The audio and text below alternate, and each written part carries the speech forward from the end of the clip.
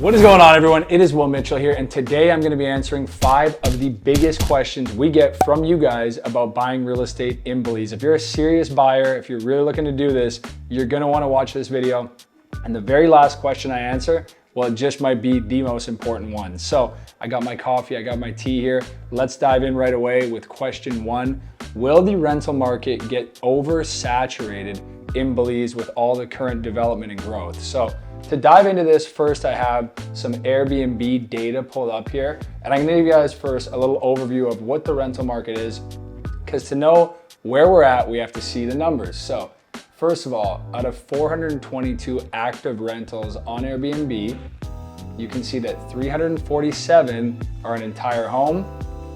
Then we have 74 rentals that are a private room, and then you have 1 rental that is a shared room, so probably not getting a lot of bookings on the shared room, but there is one there. The rental channel, where are people booking through? Well, 59% of the people booking in Belize are booking through Airbnb, with 21% VRBO, and 20% of the listings are listed on both, which is probably the most strategic thing to do. So next up we have the rental size, and this is gonna pertain to question 2, so we might bounce back to this, but how many of the units are studio, 1 bed, 2 bed, 3 bed, 4 bed, 5 plus? If you've watched our channel, you know we talk about this quite a bit because it's very important to look at. Not all rentals are created equal. You can't just, have a rental in Belize and assume that every single one of them is gonna perform the same. That's gonna come down to what is the property type, what is the bedroom count, what are the amenities, what are the furnishings, how does it take in photos. But anyways, 7 of the units are studio, so it's 2% of the market. A whopping 50% of the Airbnb market is 1 bedrooms. That's 174 rentals. Then you have 27% are 2 bedroom. Moving on, 14%, there's 50 rentals that are 3 bed. And then when you get up to the 4 or 5 bed, there is 12 4 bed, that's 3%. And 5 bed plus, there's only 10 rentals there. So what is the rental growth? That's the number we really want to look at here if we're talking about oversaturated. And there's a very interesting phenomenon that takes place in a place like Belize. So you'll notice that our quarterly rental growth is actually negative 8%. Now you might be sitting there saying, well, that's impossible. There's all these new things being built. Everyone's investing in Belize. How could the rental growth be negative 8%? Well, we have an interesting phenomenon in Belize. It's actually a pretty nice place to live. You'd be surprised. I'm looking out the windows here at some nice palm trees. We have the beautiful Mesoamerican barrier reef, jungle, all these aspects. So a lot of people actually choose to come live in Belize. Now, when those people come to Belize, take the massive wave of baby boomers that are relocating, they come down and they occupy a unit that would have otherwise been in the nightly rental market. So when that happens, we're actually seeing the decrease in units coming out of the nightly rental market, which is this amazing phenomenon that has led to a negative 8 quarterly growth. The other factor here is, in the event that there are more rentals coming in, because there are, and it's something you should plan for, there's still so many opportunities within your rental to define what your rental is and differentiate it. So for example, where are you getting your furniture from? We have a lot of people ask in Mahogany Bay, for example, you can get your furniture however you want to do it. Personally, if I was doing it, I've said this in prior videos, I would go to some of the amazing furniture shops in places like Tulum, Mexico. I wouldn't try to really be frugal on it. I would obviously want to be smart about it, but I know that the photos on an Airbnb and the bedroom count are going to be 2 of your biggest factors, and the pool, if you have a pool, and some of the other amenities. So I would really look to kind of optimize your furniture, optimize your photos, and also look at the areas that aren't really saturated right now, but making those, decisions, even if you're a 1 bed or a 2 bed, are going to make an impact on your rental. What is the biggest gap in the market? So we get this one a lot, and going back, I kind of just answered that by talking about the nightly rental market with the 4 bed and 5 bed plus. That is a big gap in the market. But the other gap you could see is the monthly rental market. Right now, even some of the guys on the Remax team who just might have moved down here, or some of our clients that might want to rent something first, they're having a very hard time finding a rental. And I've had a lot of these places that were kind of my go-to recommendations where they're fully booked. And even in slow season in October, they're having a hard time finding a rental. So monthly rentals, to put it really simple, monthly rentals are wide open right now. as well as worker housing. There's just not a lot of stuff that works for that. So these are two other areas that you could look at and say, you know what, it might not be as quick of a return. I might not be, you know, making as much money, but I'm hitting a gap in the market. There's less moving parts. If you're someone that wants more consistency, you want to kind of know what you're going to get, then monthly rentals are another really big gap in the market. What does the closing process look like? So this really depends on how your property or the property you're looking to buy is held. For example, if a property is held in a corporate entity like an IBC, it might be easier to close on, or actually 100% it is easier to close on than if a property is held in a personal name or a local Chapter 250 company. Because in that case, you're going to have to go through the lands department, which right now, lands department is very busy. I'm pretty sure it's the valuations department of land that assesses for the stamp duty or the transfer tax that is 8%. That's taking a little bit longer. So the wait time, if it's not held in an IBC, I would say right now is typically around 8 months to a year, which to some sounds crazy, but there's a few reasons why you might look for a property that's held in an IBC. The main reason I would say is the ease of transfer. So instead of going from 8 to 10 months in the lands department or a year or whatever it is, and waiting for that process, you can actually take ownership of that corporate entity, which is immediate. So very easy to do. There's no stamp duty, no transfer tax on that. You just transfer the shares of that corporation to you, and it really facilitates asset protection as well for yourself. So a lot of benefits there. There are your corporate renewal fees, which is going to be one of the downsides.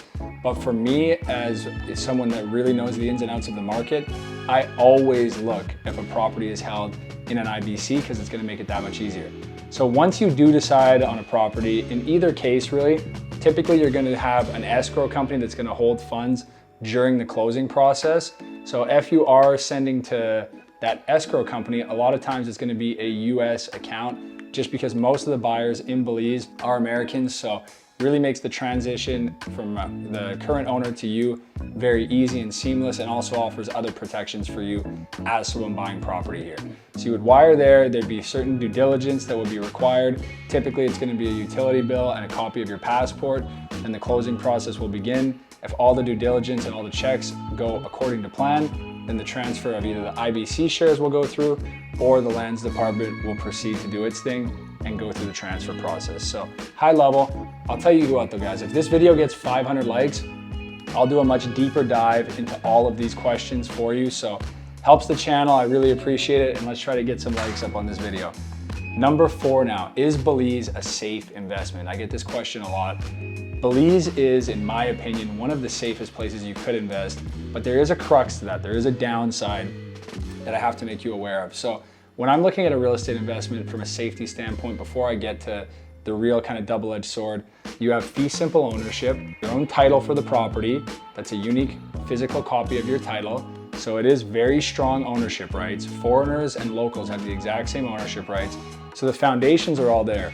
But say a recession hits, is it safe then? That's a big question we get. Now, when you look at a market like the US or Canada, these are highly leveraged markets. So typically when you're going to buy a property in the US or Canada, you're gonna go to your bank, you're gonna get a mortgage, and then you're gonna get your financing on that property, and you're pretty much gonna put 20% down.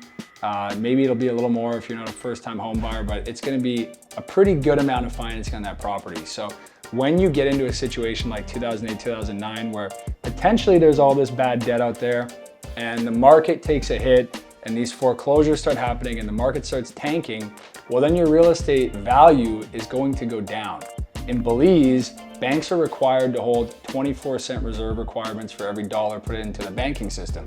What does that mean? Well, it makes lending way harder. So if you're looking at a property, typically you're gonna wanna find a deal with seller financing, developer financing, vendor financing, real estate syndication. If not, which most people don't do, they just buy the property, then what you're gonna see is a very safe market actually, because say things like 2008, 2009, it hits the fan, well, people aren't defaulting on these properties, so they're just gonna hold them. And we don't see the market just tank. One more thing I'll add to that, 2008, 2009, we actually saw an increase in transaction volume for RE/MAX. I'm sure you guys are aware of this if you watch the channel, but I'm the regional owner. I oversee all 13 offices, 112 agents here right now, and actually an increase in transaction volume. So that gives me access to all the data, And pretty amazing stuff to think of that, because people are trying to diversify away from those places in those times. So title insurance. So only Americans ever ask me about title insurance because it's very common in the US. In places like Canada, for example, the Crown insures the title. So it makes sense that the people that are issuing this title would insure it and guarantee it. In Belize, it's the same case. So if you're getting third-party title insurance, it is essentially redundant and unnecessary because the titles are insured by the Crown, but that's another aspect of it that makes it very safe. And also the squatters' rights. In Belize, we have essentially no squatters' rights. So as long as you can show your title and possession of property, you're gonna have no issues there. And in the event there was a case of squatters' rights, it would be 30 years of undisturbed living on that space and no title. So very safe overall. And actually, I would say it's a really good complement to having your assets in the US, diversifying and holding something in Belize. Now guys, number 5, what are the taxes like in Belize? So if you are someone investing from the US, you are gonna wanna work with a CPA or some tax expert there to kind of structure yourself. I recommend James Baker. He's my guy, quick shout out to James. But let's talk about the Belize side of things. So in Belize, we have no estate tax, we have no capital gains tax. Property taxes are typically about 1 to 1.5% of the assessed value of just the land, so no structure. So you're gonna be shocked when you get your property tax bill in a really good way. That's one of the best things about Belize. Typically, you're gonna find the bigger taxes are on stuff like import duties, which vary depending on what type of item or good you're bringing in. But overall, you're gonna find those to be more expensive. But of course, there's programs like the QRP where you can import, that's the Qualified Retired Persons Program, where you can import your goods and your possessions that you own duty-free. So that's pretty much what I have here on my list, guys. That's our top 5 questions we've been getting lately. If you guys enjoyed this video, get in the comments section, let me know. We can do more of these. Really appreciate you guys watching. As always, we'll see you in the next video and hopefully down here in paradise soon.